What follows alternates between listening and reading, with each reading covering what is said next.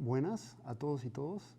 A continuación les voy a presentar brevemente la jurisprudencia de la Corte relacionada con los derechos de las personas LGTB.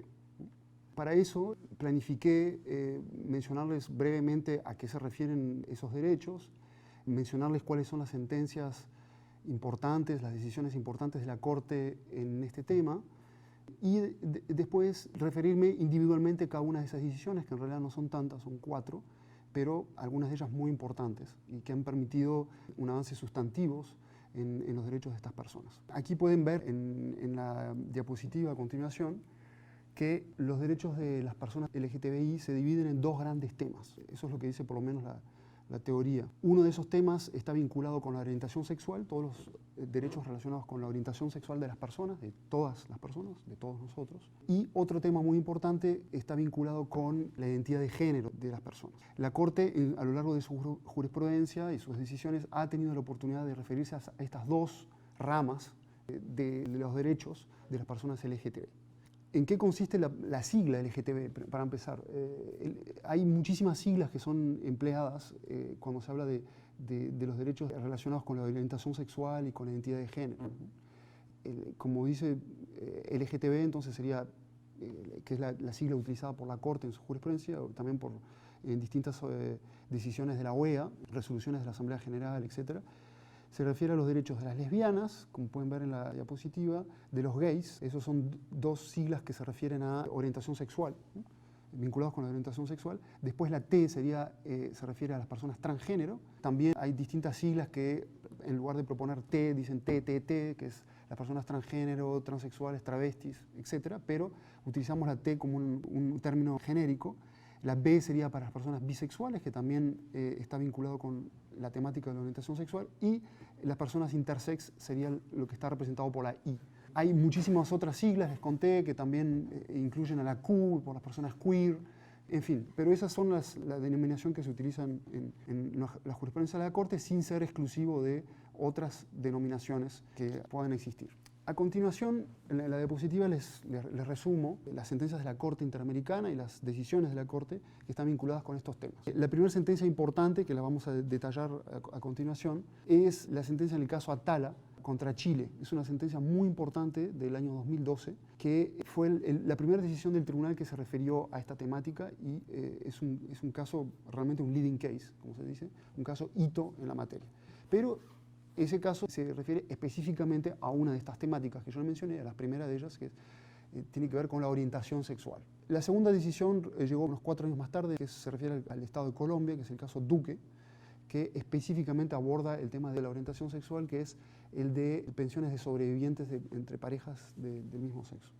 En el mismo año salió otra sentencia contra Ecuador que tiene que ver también con discriminación sexual por actos homosexuales, que es el caso Flor Freire contra Ecuador, y finalmente, hace un poco más de un año, salió la opinión consultiva 24 sobre identidad de género e igualdad y no discriminación a parejas del mismo sexo. Y esta es la primera decisión que aborda las 2 temáticas, tanto la orientación sexual como los derechos relacionados con la identidad de género, y la Corte, vamos a ver a continuación, hace un desarrollo muy importante sobre estos derechos, sobre todo sobre la identidad de género, que aborda por primera vez. Empecemos por el caso Atala. Yo creo que es interesante mencionar este caso del año 2012. ¿Cuáles fueron los hechos del caso? El caso Atala se refiere a 2 procesos que hubo en Chile. Uno que se refiere a un proceso de tuición y custodia de las hijas de la señora Atala, como los pueden ver en la diapositiva. Proceso que culminó con la sentencia de la Corte Suprema de Chile, que decidió otorgar la custodia al padre de las niñas, basándose en argumentos relacionados con la orientación sexual de la señora Atala y la convivencia de ella con su pareja del mismo sexo. Lo que ocurría en este caso es que la señora Atala estaba casada y se separó de su marido y decidió ir a vivir con una pareja de su mismo sexo, y ahí emprendió un proceso para obtener la custodia de sus hijas. La custodia de sus hijas finalmente fue otorgada a su marido, a su ex marido, perdón, y vamos a ver a continuación que esa decisión que desembocó en la custodia hacia el marido de las hijas estaba teñido por vicios relacionados con estereotipos sobre la orientación sexual de la madre. También El caso se refiere a un proceso disciplinario que fue abierto en contra de la señora Atala. La señora Atala era una jueza penal, y ese proceso también se fundamentó en gran parte en su orientación sexual a la hora de tomar una decisión. Como ustedes pueden ver aquí en la diapositiva, uno de los grandes temas del caso Atala, que es muy importante, es que incluye la orientación sexual y la identidad de género como una de las categorías de protección del artículo 1.1. ¿A qué nos referimos con eso? Es decir, si uno lee el artículo 1.1 de la Convención Americana de Derechos Humanos, dice: los Estados partes en esta convención se comprometen a respetar los derechos y libertades reconocidos en ella y a garantizar su libre y pleno ejercicio a toda persona que esté sujeta a su jurisdicción, y esta es la parte importante, sin discriminación alguna por motivos de raza, color, sexo, idioma, religión, opiniones políticas o cualquier otra índole, o origen nacional o social, posición económica, nacimiento o cualquier otra condición social. Eso es lo que dice el artículo 1.1. Es decir, clarísimamente el artículo dice que todos los derechos que están contenidos en la Convención Americana deben ser respetados y garantizados sin discriminación, y esa discriminación no se puede dar con base en ninguna de las categorías que les acabo de mencionar. Como ustedes verán, ni la orientación sexual ni la identidad de género están mencionadas dentro de esas categorías. Pues en el caso Atala, la Corte ha considerado que en realidad esas dos categorías debían ser consideradas como parte de esa enumeración. Esa enumeración no sería taxativa, sino meramente enunciativa, y tiene categorías abiertas, como por ejemplo cualquier otra condición social, y tanto la orientación sexual como la identidad de género tienen que ser consideradas dentro de ese rubro. Entonces, ese es el primer punto importante de la sentencia en el caso Atala. Es decir, incluye dentro de las categorías protegidas, especialmente en el artículo 1.1, esas dos condiciones. La Corte tuvo en cuenta una serie de decisiones que forman parte del cuerpo jurídico internacional en la materia, y que esas decisiones, como lo pudieron ver en la diapositiva, son las decisiones de la Asamblea General de la OEA, sentencias del Tribunal Europeo de Derechos Humanos, de los comités de Naciones Unidas, etcétera, etcétera, etcétera. Perfecto. Eso es un primer punto importante del caso Atala, ¿no? Que si hay una idea que me gustaría con la cual se queden de ese caso, esa es una primera idea importante. Y que además ustedes pueden utilizar en sus argumentaciones jurídicas cuando les toque enfrentarse en el ejercicio de su profesión. Van a poder saber que en el caso Atala, por ejemplo, la Corte ya incorpora dentro de estas categorías protegidas la orientación sexual y la identidad de género.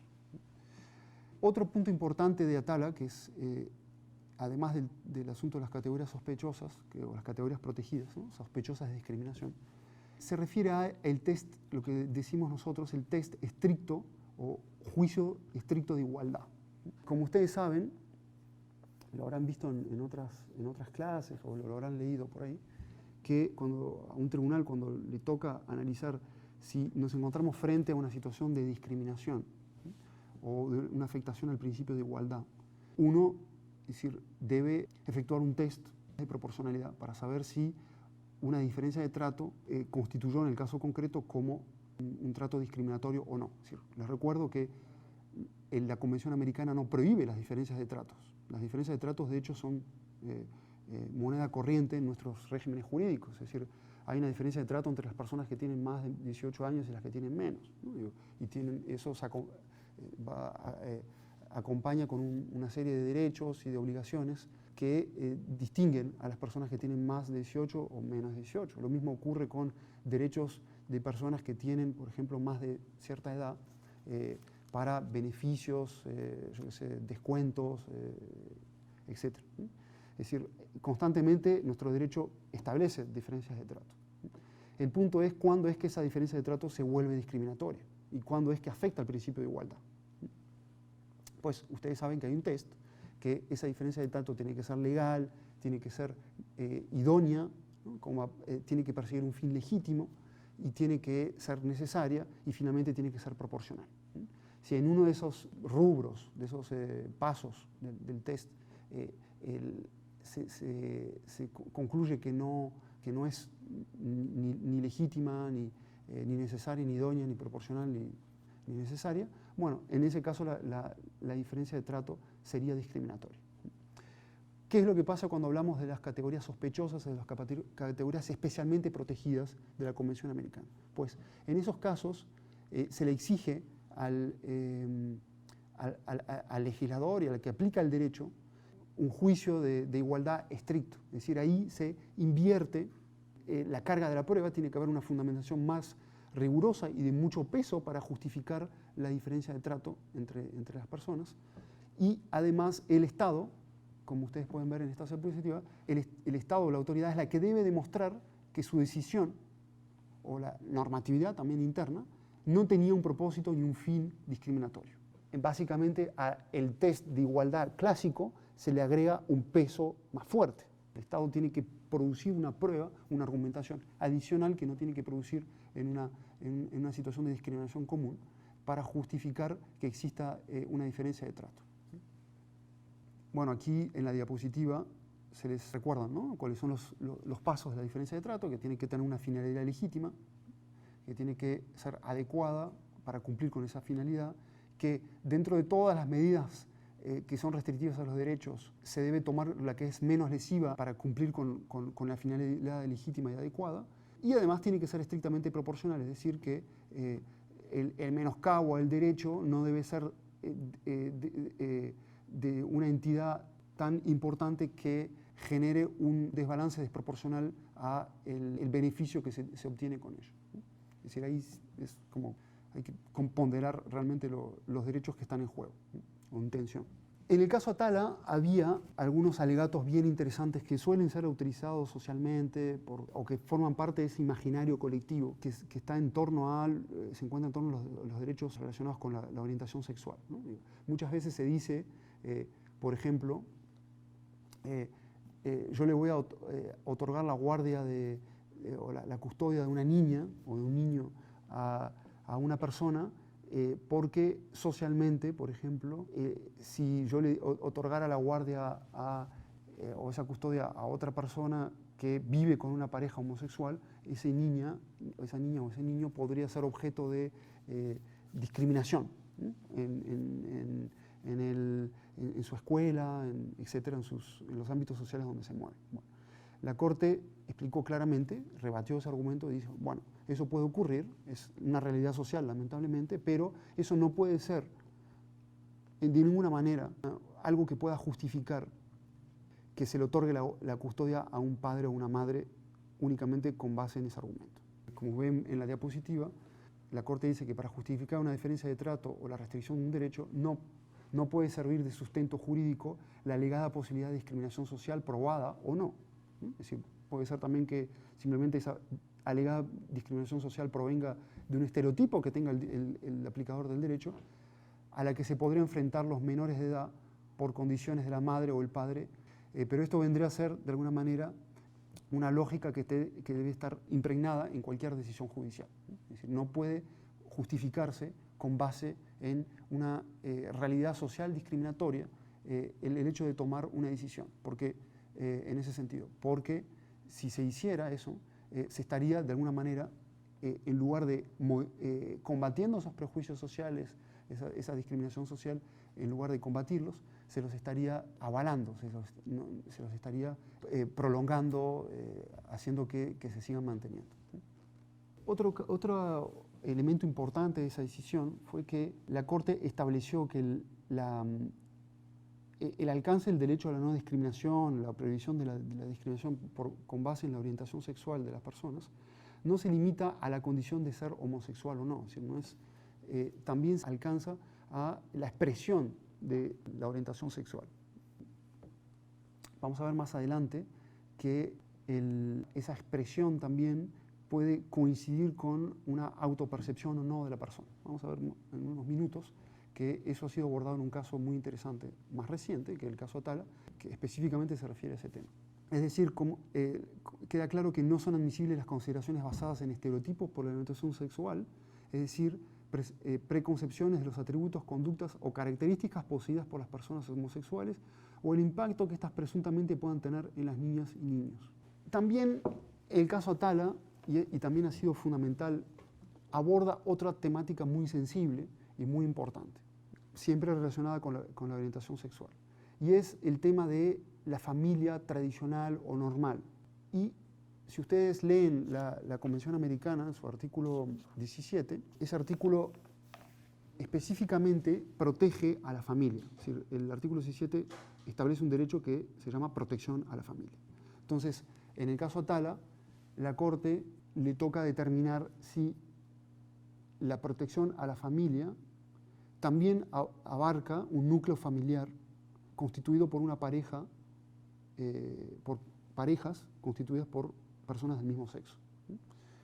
Y lo que es interesante es que en este caso la Corte concluye, primero, que el concepto de familia reconocido por la Convención Americana, tanto en su artículo 17 sobre protección a la familia como en su artículo 11 sobre protección a la honra y a la dignidad y a la vida privada familiar, que la Convención Americana no retoma un concepto tradicional o cerrado de familia. Por el contrario, a través de las interpretaciones que se le ha hecho a la Convención en la jurisprudencia de la Corte, se puede entender que la Corte ha entendido como a la familia de un sentido mucho más amplio que el de la familia tradicional.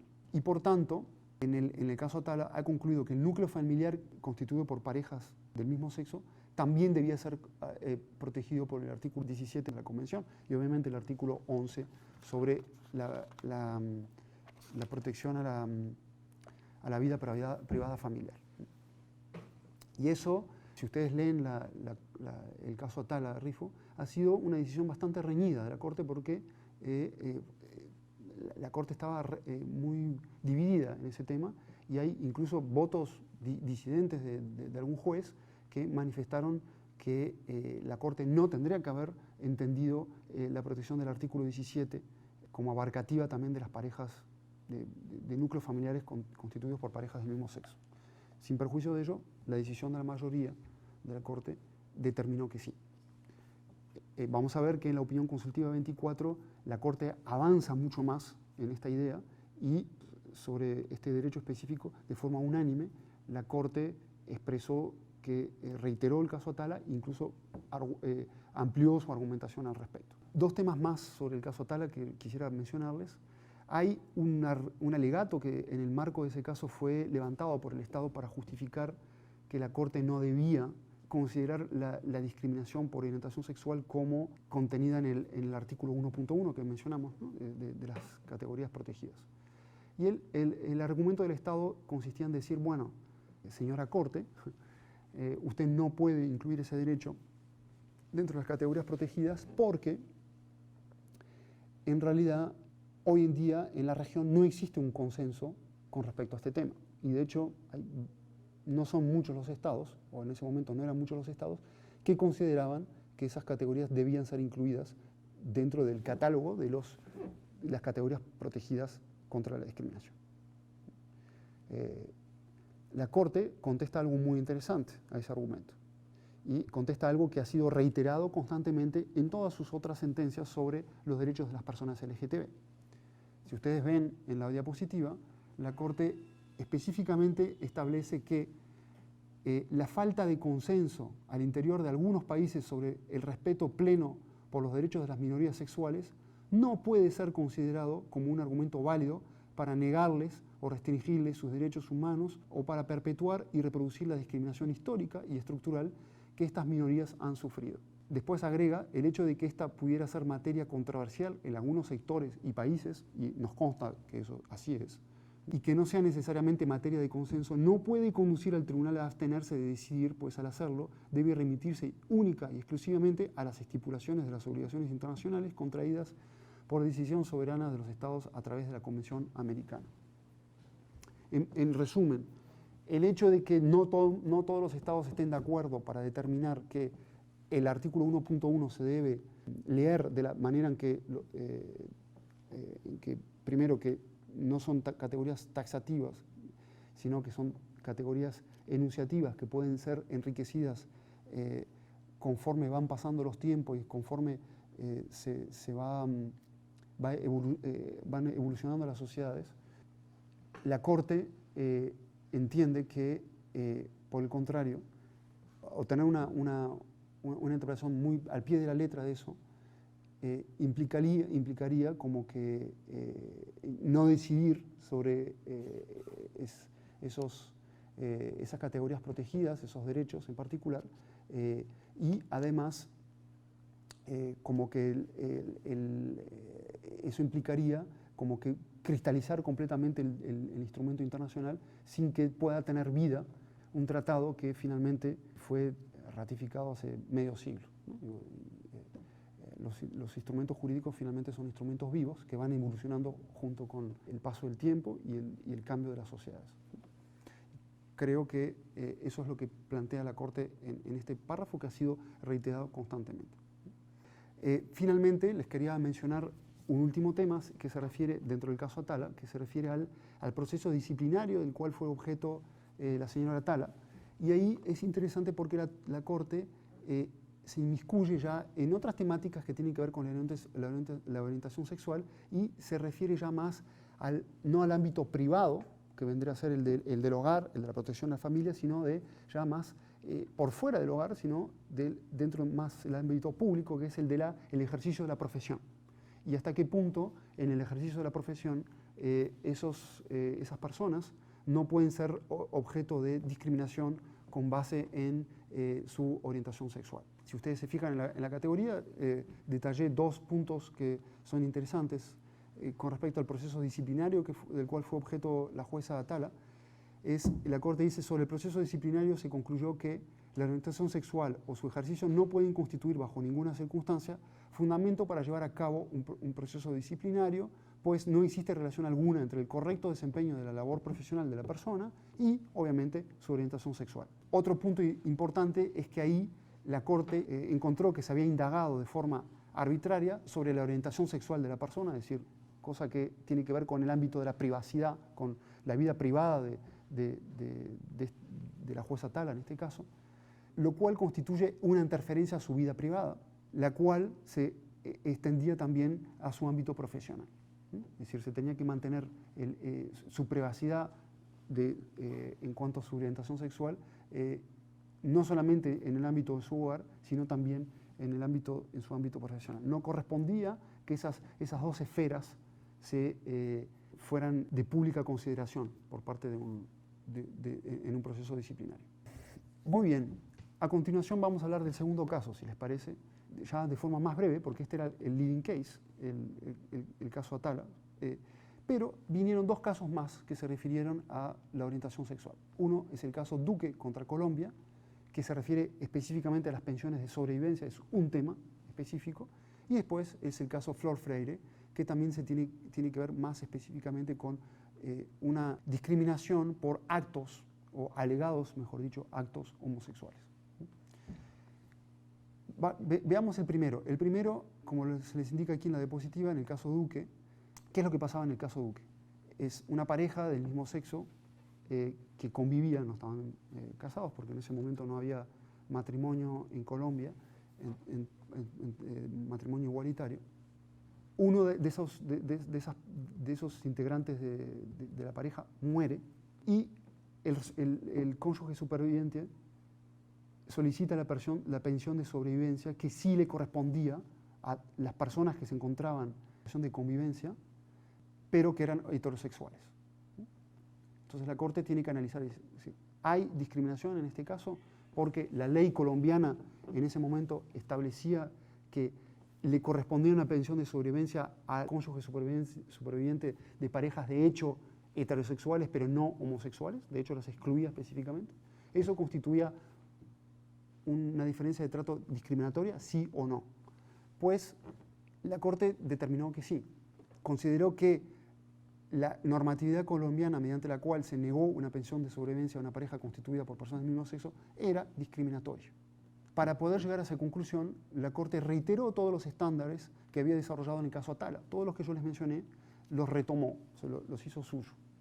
Pero además, quizás lo que es interesante de esta decisión es que se consideró que la obligación internacional mediante la cual no se podía discriminar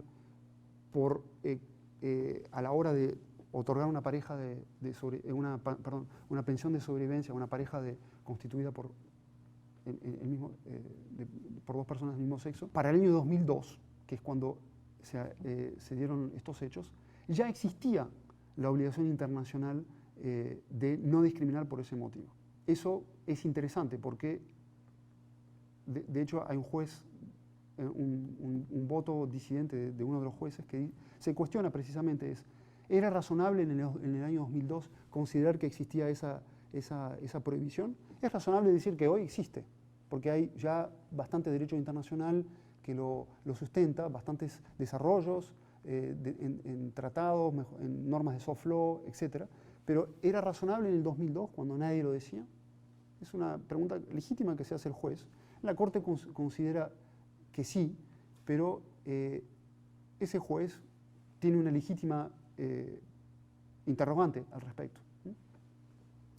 Les comento que lo que ayudó a la Corte para llegar a esa conclusión y lo que le permitió a la Corte hacerse la economía de alguna manera de ese debate es que el propio Estado reconoce que para el año 2002 tenía esa obligación y que él mismo incumplió con esa obligación. ¿Por qué lo hace el Estado de Colombia? Es porque precisamente la Corte Constitucional Colombiana en el año 2006 o 2007 ya había llegado a esa conclusión. Entonces, en el ámbito de la Corte Interamericana, el Estado dice, la Corte Constitucional Colombiana ya expresó esto y por lo tanto esa obligación existía al momento en que ocurrieron los hechos y por lo tanto esa normatividad en ese momento histórico era violatoria de esa prohibición. Entonces la Corte Interamericana hizo suyo ese razonamiento del Estado y dice, bueno, visto que el Estado está reconociendo que para ese momento esa obligación de no discriminar por ese motivo existía, yo considero que efectivamente en ese momento existía, ¿no? Por lo menos en este caso. Perfecto. Les comento finalmente que para este caso la Corte concluyó que el Estado había violado el artículo 24, que es de la Convención Americana, que es el artículo que establece el derecho a la igualdad ante la ley y cuya letra establece que todas las personas son iguales ante la ley y que en consecuencia tienen derecho, sin discriminación, a igual protección de la ley. La Corte concluyó que el Estado había, en este caso concreto, violado ese derecho porque no le había otorgado esa pensión a esta persona basándose en una disposición legal que de alguna manera cristalizaba esta diferencia de trato. A continuación, les hablo del tercer caso, el caso Flor Freire contra Ecuador. ¿En qué consistió ese caso? Les comento brevemente los hechos. Se trató de una persona, de un oficial del ejército que fue acusado y destituido del ejército porque habría sido sorprendido llevando a cabo actos de carácter homosexual en las instalaciones militares. Y eso, de acuerdo al reglamento interno de las Fuerzas Armadas de Ecuador, estaba prohibido. El señor Flor Freire siempre negó haber llevado a cabo esos actos, incluso negaba ser homosexual. Él siempre afirmó, y lo afirma, que él no es homosexual y que no solamente no llevó a cabo esos actos, sino que él no se le podría discriminar por homosexual simplemente porque no es homosexual.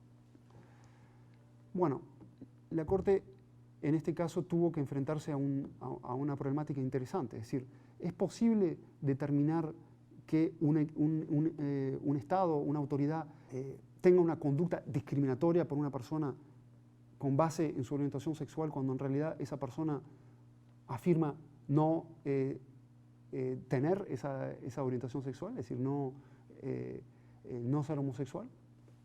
Lo primero que la Corte determinó en este caso es que sí es posible. La Corte hizo un desarrollo importante sobre la discriminación por percepción externa.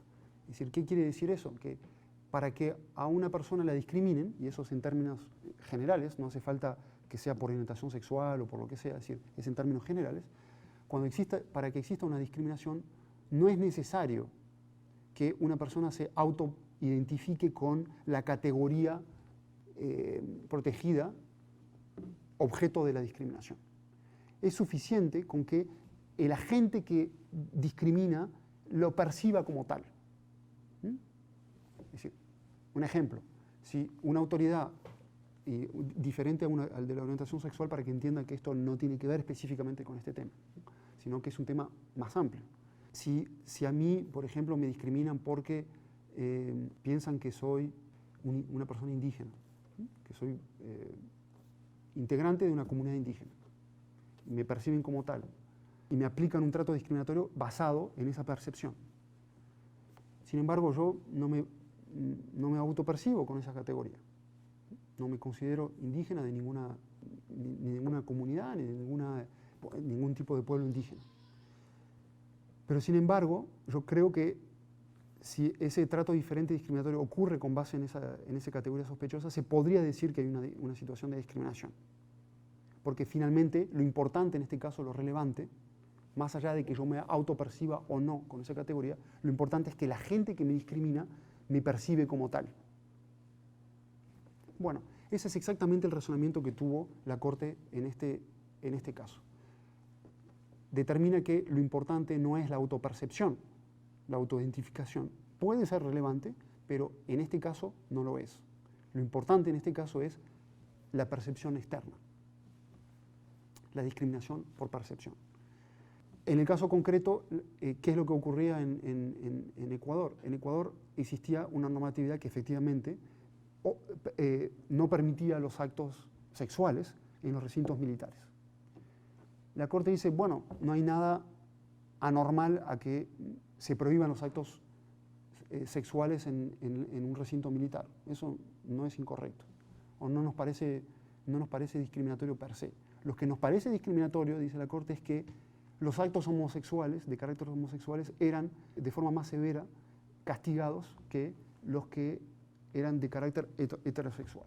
Y ahí residió la discriminación de la cual fue objeto el señor Flor Freire. Por lo tanto, la Corte consideró que en este caso también se había producido una discriminación contra este señor. Paso al caso siguiente, y es un caso más reciente y es muy interesante porque la Corte, con esto yo diría que entró en una etapa muy profunda en el desarrollo de estos derechos de las personas LGTB. ¿Qué es lo que, a cuál decisión me estoy refiriendo? Si ustedes se fijan en la diapositiva, me estoy refiriendo a la opinión consultiva 24, la OC 24, sobre identidad de género e igualdad y no discriminación a parejas del mismo sexo. Esta opinión es extremadamente rica. Tiene muchísimas aristas, muchísimas cosas que podemos decirle y que no nos daría el tiempo en estos minutos que nos quedan. Pero vamos a, de repente, mencionarle de una manera, esbozando algunas pinceladas, para determinar cuáles son los puntos que son relevantes y que ustedes, si les interesan, pueden consultar para tomarlos en cuenta en el marco de su actividad profesional. Entonces, un primer tema que es importante mencionarles es la primera decisión de la Corte Interamericana que se refiere al tema de la identidad de género. Hasta el momento, la Corte únicamente había mencionado, al pasar, de forma como un obiter dictam, que la identidad de género era una categoría protegida por el 1.1, pero nada más. No lo aterrizó a un caso concreto porque no necesitó hacerlo hasta el momento. En este caso, la Corte aborda de manera profusa ese derecho, esa temática. Les comento que todas las opiniones consultivas de la Corte fue solicitada, en este caso por un Estado, que es el Estado de Costa Rica, y pretendía que la Corte contestara 5 preguntas. No hace falta detallar cuáles son las 5 preguntas, pero lo importante es que 3 de esas preguntas se refería a derechos relacionados con la orientación sexual de las personas y específicamente con los derechos patrimoniales de las parejas constituidas por personas del mismo sexo. Y otro tema se refería específicamente a la identidad de género y más concretamente a los procedimientos de cambios de nombres de las personas que no se autoidentificaban con el género que le fue asignado al nacer. Bueno, les comento que obviamente en la opinión consultiva se retoman todos los desarrollos que los mencioné, entonces se retoman todos los desarrollos sobre las categorías sospechosas, se reiteran que la identidad de género, la orientación sexual son categorías protegidas por la Convención Americana. La Corte va más allá y dice no son solamente estas dos categorías las que son protegidas, también hay otra categoría protegida que es la expresión de género, que vamos a decir es la manifestación externa del género. Manifestación externa que les aclaro puede coincidir o no con el género con el cual uno se reconoce. Finalmente tiene que ver con la percepción, está muy vinculado con lo que yo les mencioné del caso Flor Freire. También obviamente se repiten todos los estándares sobre el test estricto de igualdad, etcétera, etcétera, etcétera, ¿no? Entonces la Corte va obviamente montándose, va desarrollando con base en lo que ya había hecho, pero va mucho más allá, lo vamos a ver. También esta opinión consultiva les puede ser útil porque propone o retoma una serie de definiciones que fueron ya planteadas sobre distintos términos relacionados con los derechos de las personas LGTBI. Se habla, no les vamos a ver aquí, pero se recuerda qué es lo que se debe entender por género, se recuerda qué es lo que se debe entender por sexo, qué es lo que se debe entender por sexo asignado al nacer, se recuerda cuál vendría a ser las definiciones de orientación sexual de una persona gay, de una persona lesbiana, de una persona bisexual, a qué nos referimos cuando estamos hablando de la identidad de género, a qué nos referimos cuando hablamos de la expresión de género, etc. ¿Qué es lo que estamos hablando también cuando nos referimos de la heteronormalidad y la cisnormalidad? Bueno, todas esas definiciones las puedes consultar en el glosario, de la opinión consultiva. Como ustedes ven a continuación, la Corte entonces tiene, su opinión consultiva tiene dos grandes partes. Una parte importante, que es la más importante en extensión, que se refiere a los derechos relacionados con el derecho a la identidad, la identidad de género, y una segunda parte que está vinculado con la orientación sexual. Con respecto al primer tema, sobre la identidad de género, la Corte parte un poco de todas las construcciones que venía haciendo sobre el derecho a la identidad. Y ata el derecho a la identidad al reconocimiento al libre desarrollo de la personalidad y el derecho a la vida privada. Son dos elementos que venía desarrollando la Corte en su jurisprudencia desde el año, vamos a decir, 2011, en los casos Hellman, Contreras, Atala, In vitro, etc. Entonces, primero, con respecto a la construcción sobre el derecho a la identidad, la Corte dice que el derecho a la identidad de género finalmente es un componente, es un elemento constitutivo que forma parte de un todo, pero también que es un elemento constituyente, que lo produce, o que es necesario, vamos a decir, para su determinación, que es constituyente de el derecho a la identidad, ¿no? Entonces, eso es un primer punto. A su vez, la Corte recuerda que el derecho a la identidad comprende varios derechos y dependiendo del caso concreto puede abarcar ciertos derechos que no están comprendidos en otros casos, ¿no? Entonces, reconoce que hay un núcleo que compone este derecho a la identidad, que está compuesto por el derecho a la libertad en un sentido amplio, contenido en el artículo 7, y por el derecho a la vida privada, contenido en el artículo 11 de la Convención. Pero también ese derecho a la identidad, según los casos, puede abarcar otros derechos. Por ejemplo, el derecho al nombre, el derecho a la nacionalidad, si se trata del derecho a la religión, si estamos hablando de una afectación a la libertad religiosa, ¿no? Que puede también afectar la identidad, puede también abarcar el derecho a la personalidad jurídica, etcétera, etcétera, etcétera, ¿no? El derecho a la familia. Otra cosa muy importante, como lo pueden ver en la diapositiva, es que el derecho a la identidad y por lo tanto el derecho a la identidad de género tiene un valor instrumental.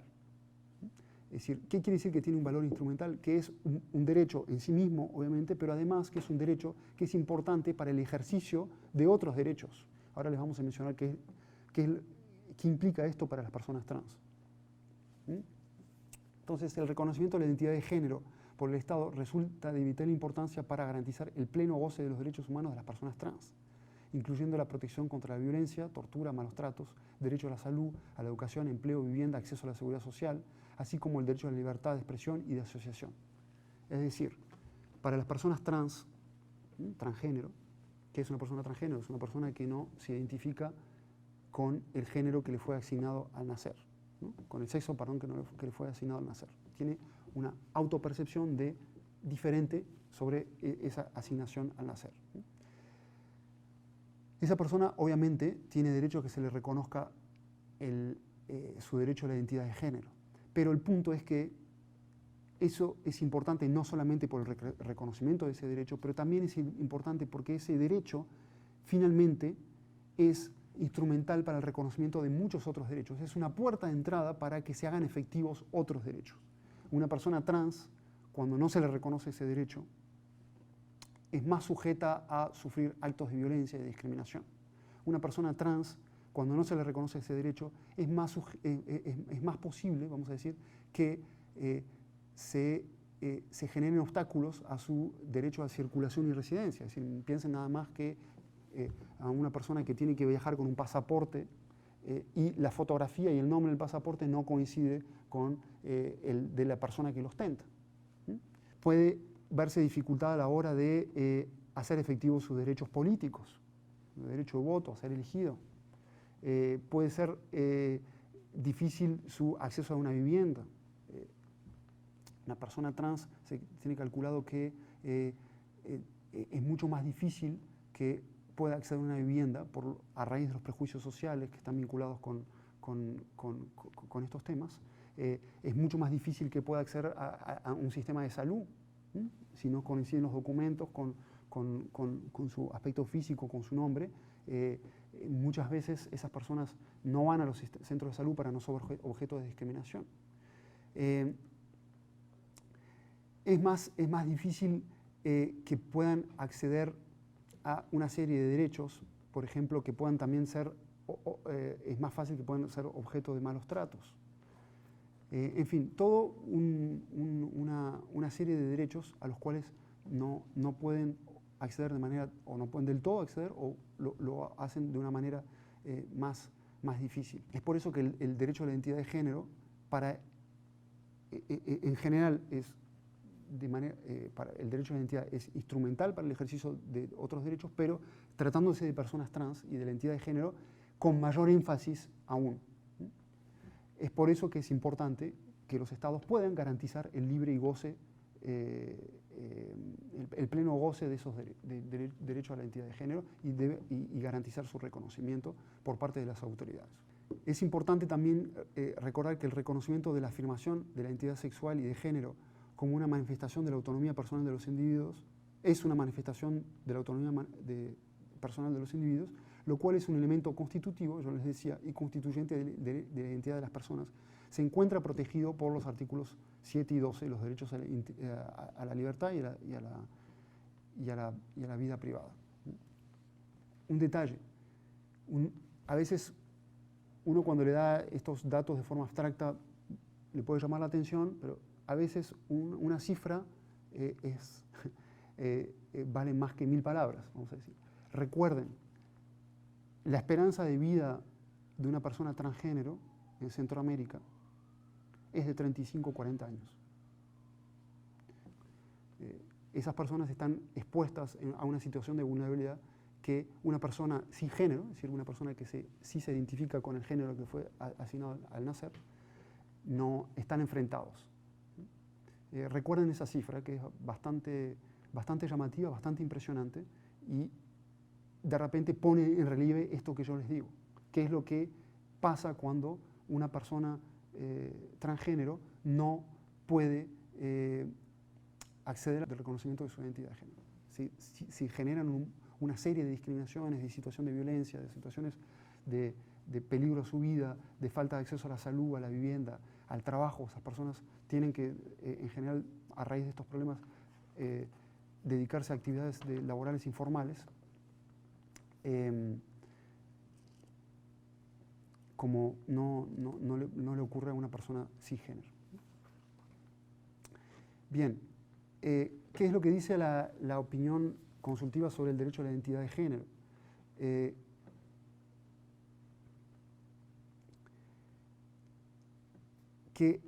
Definiendo la identidad de género, que finalmente estoy hablando mucho sobre este tema y no se los definí, la misma ha sido definida como, en la opinión, como la vivencia interna e individual del género, tal como cada persona la siente, la cual podría corresponder o no con el sexo asignado al nacer. Es decir, todas las personas tienen una identidad de género, la única diferencia es que las personas trans no se reconocen o no corresponden con el sexo que le fue asignado al nacer. ¿Qué quiere decir eso? Fue el sexo que fue inscripto al momento del nacimiento, por una persona distinta a uno. Finalmente, el sexo y el género, como lo ven en la diapositiva, así como las identidades, las funciones y los atributos construidos socialmente que se atribuye a las diferencias biológicas, son rasgos que dependen de la apreciación subjetiva de quien lo detenta y que estriba en una construcción de la identidad de género autopercibida, relacionada con el libre desarrollo de la personalidad, con la autodeterminación sexual y con el derecho a la vida privada. El componente de autopercepción es fundamental en este caso. La opinión consultiva también se refiere al procedimiento de reconocimiento de la identidad de género, ¿sí?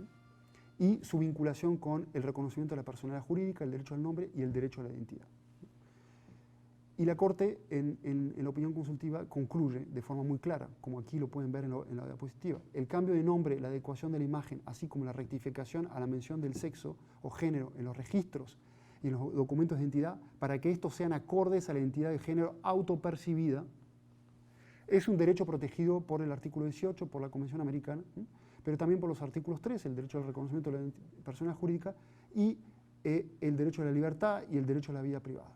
Como consecuencia de ello, de conformidad con la obligación de respetar y garantizar los derechos sin discriminación, los Estados están obligados de reconocer, regular y establecer los procedimientos adecuados para tales fines. Muy importante el 3.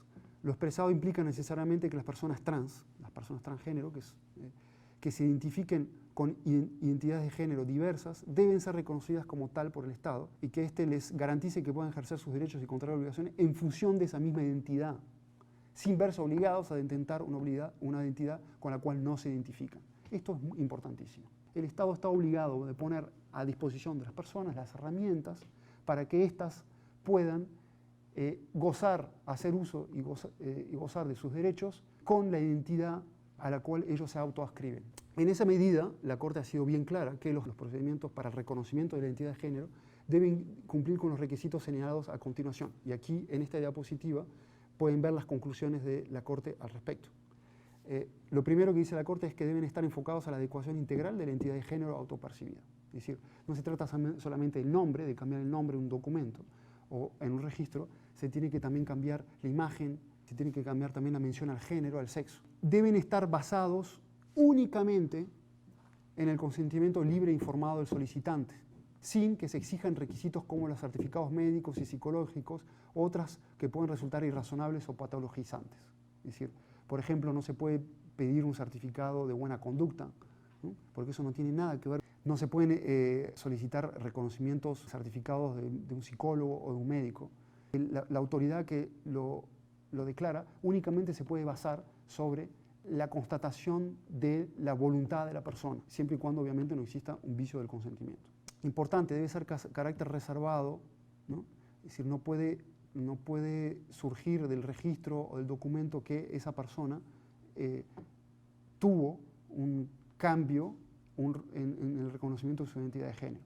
¿Por qué? Porque eso la vuelve más vulnerable a formas de discriminación. Es decir, no puede haber, por ejemplo, una cédula en la cual se diga Pedro alias María, entendiéndose, antes se llamaba Pedro, ahora se llama María, y tuvo un cambio en su nombre, y pone de manifiesto que esa persona en realidad es una persona trans. Eso no es necesario, y de hecho es discriminatorio. Es muy importante que esos procedimientos deben ser expeditos, y en la medida de lo posible deben tender a la gratuidad. ¿Por qué?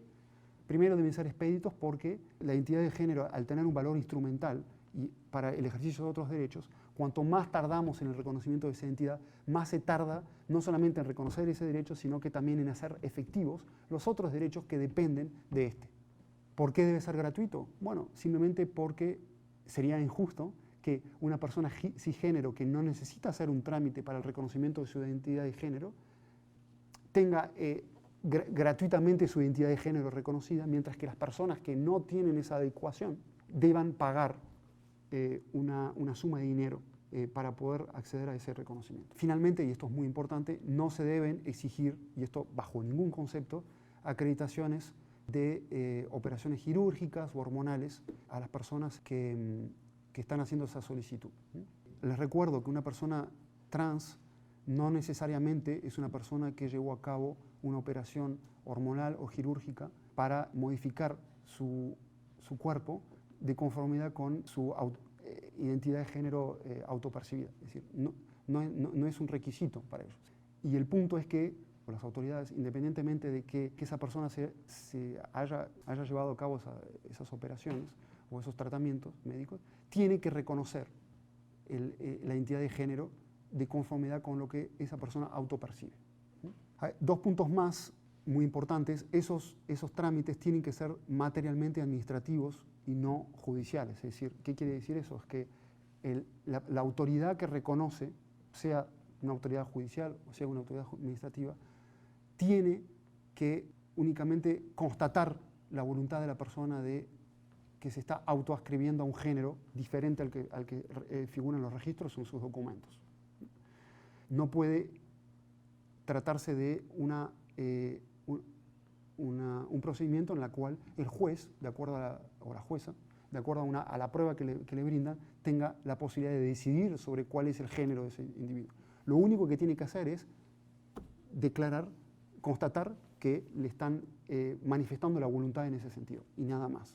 Es por eso que el procedimiento que se recomienda, de preferencia, tendrá que ser administrativo o por lo menos materialmente administrativo y no judicial.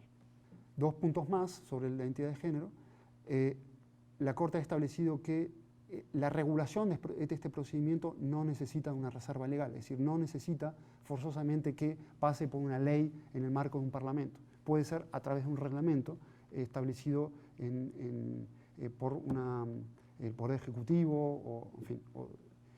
Y finalmente, también el derecho a la identidad de género, obviamente, es un derecho del cual gozan niñas y niños. Es decir, no es un derecho que está enfocado únicamente a los adultos, también tienen los niños derecho a un procedimiento con estas características. Simplemente, a la hora de aplicarlos a niñas y niños, el procedimiento tiene que tomar en cuenta los principios sobre niñez establecidos por la Convención sobre Derechos del Niño, los 5 principios de derecho a interés superior, autonomía progresiva, el derecho a ser escuchado, derecho a la vida y el desarrollo del niño, a la niña. Termino contándole que también la opinión consultiva tiene un punto adicional que se refiere a los derechos relacionados con la orientación sexual. Esa parte tiene a su vez dos partes. La primera, que se refiere a protección internacional de los vínculos de las parejas del mismo sexo.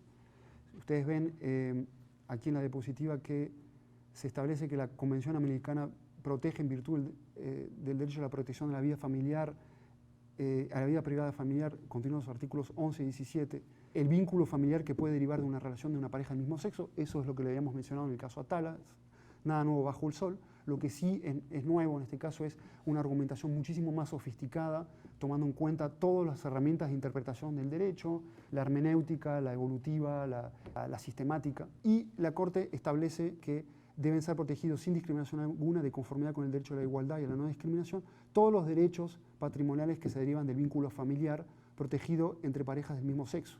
Sin embargo, la protección internacional del Estado trasciende las cuestiones vinculadas únicamente a los derechos patrimoniales y se proyecta a todos los derechos civiles, políticos, económicos, sociales, culturales, así como los derechos y obligaciones reconocidos en el derecho interno de cada Estado.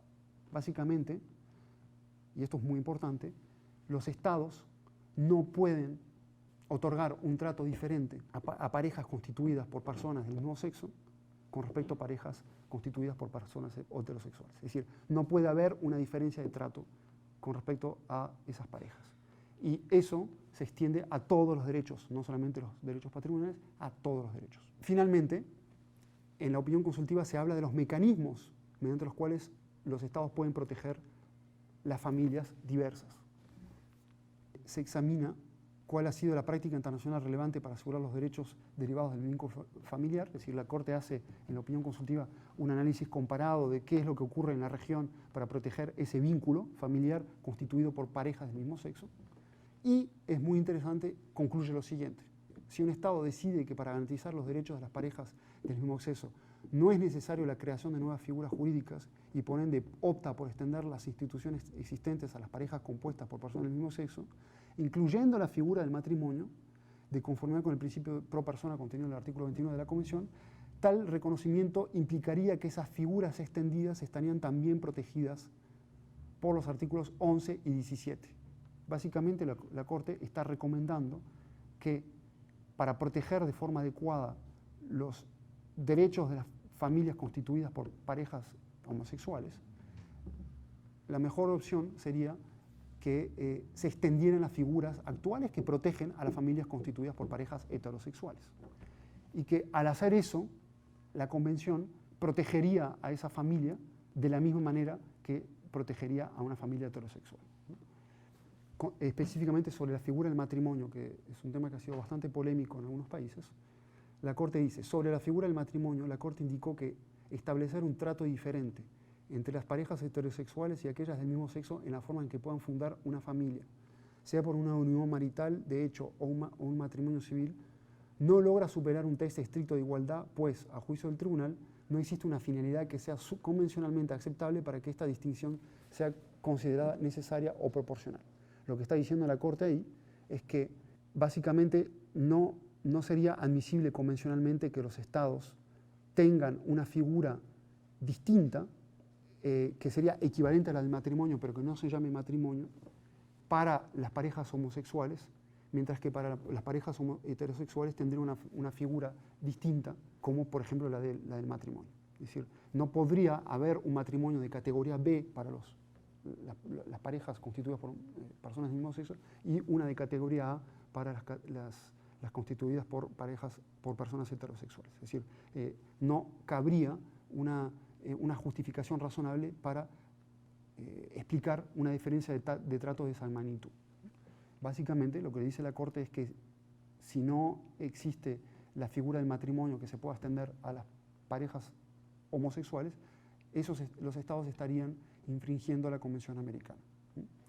Aclaro, y esto sí termino realmente con esto, que la Corte, sin embargo, establece que entiende que para llegar a adecuar el ordenamiento jurídico interno a esta enunciación, los estados podrían verse enfrentados a algunas dificultades y a un tiempo razonable.